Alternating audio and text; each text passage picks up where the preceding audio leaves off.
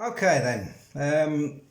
After I sort of said I was going to do this talking book thing, there's been a little bit of interest in it, so I might as well give it a go from what I consider really the start of it, and where and how I got involved with motorsport really.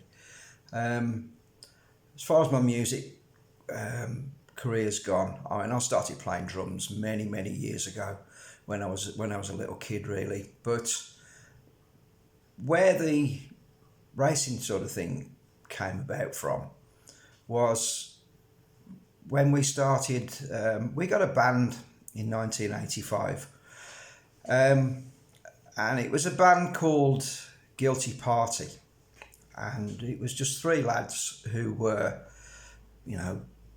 musicians from the West Midlands, and we decided to put this band together and write a few songs and see where it went from.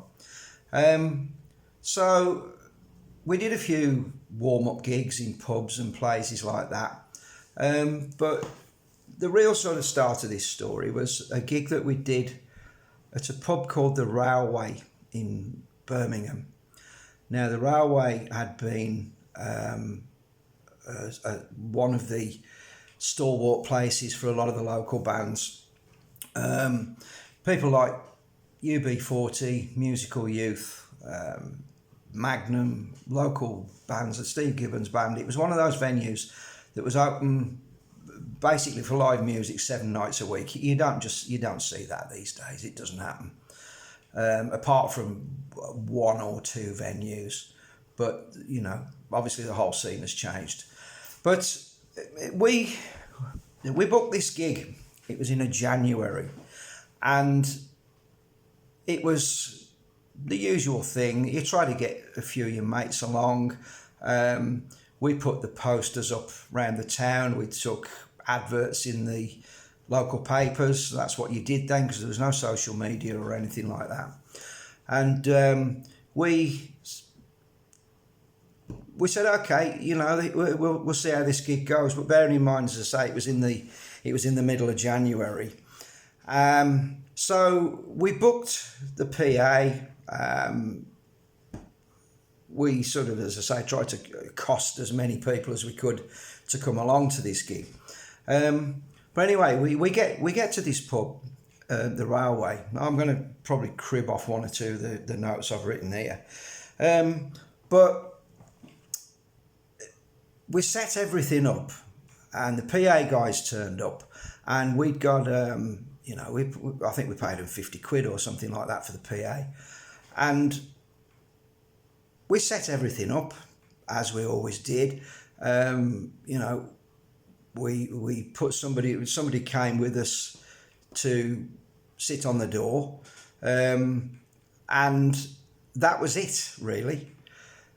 So I think it was a pound in or two, 150 or something like that. So we thought, well, if we get a few people in, we'll just cover the cost of the PA. But during the afternoon, it had been snowing. So consequently, and I think it was a Tuesday night or a Wednesday night or something like that. Come sort of like the time we were going to go on, we did a bit of a sound check and that. There was nobody in the pub, and we were due to go on at 9 o'clock. So we walked on stage to the sound of our own footsteps, and there was nobody in there, not a soul. I mean, not sort of like 1 or 2. There was nobody. So we started the set, and we played for about 3 or 4 songs. And the landlady of the pub, she said, "Guys, I really don't think that we're going to get anybody in here tonight." She said, "You might as well pack up." And we said, she said, "I'm not selling any beer." She said, "You're not going to make any money." She said, "It's snowing outside. You might as well, let's call it a night, and we'll give you another gig another time." So anyway, that was it was a chastening experience, shall we say? But I can't remember if I don't think I'd ever played to a room of none before. We've all had, small crowds, that sort of thing, but not nobody turned up. So anyway, we packed up, loaded the vans, said cheerio, and we went off home. Well, the following evening, there's a well-known rock music club in Dudley called JB's, which it was a legendary place. If you know anything about music, and certainly Midlands music, you'll know about JB's. Well, I was stood up the bar. I used the place a lot. So I was stood at the bar, and this pal of mine, it was a guy called Robin Wilson. He was a journalist on the Express and Star, which is the local evening paper. And he said to me, he said, Ed, how did the gig go last night? He said, I'm sorry I couldn't get along. He said, but yeah, the weather and what have you, I just decided to stay in. I said, thanks, Rob. There you go. And he says, how did it go? And I says, well, there was nobody in, mate. He says, no, oh, really? He says, nobody at all? I said, no. I said, it was one of those, And he said, he said, that's an interesting story. He says, I've got a pal who works for The Sun. He's a guy called Andy Parker. And he said, it's January. He said, he's scratching around for a few stories. He said, I'll give him a ring and see if he wants to do anything with this. And I said, yeah, fine. So sure enough, the next day, I had a phone call.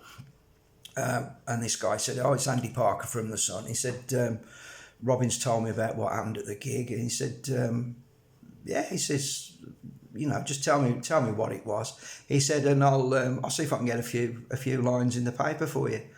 So I thought, oh, fabulous, So I gave him the story, and I thought, and he said, okay. He says, yeah. He said, I'll put it in the paper. So I thought, brilliant, national newspaper. He said, I thought we might get 2 or 3 lines in there or something.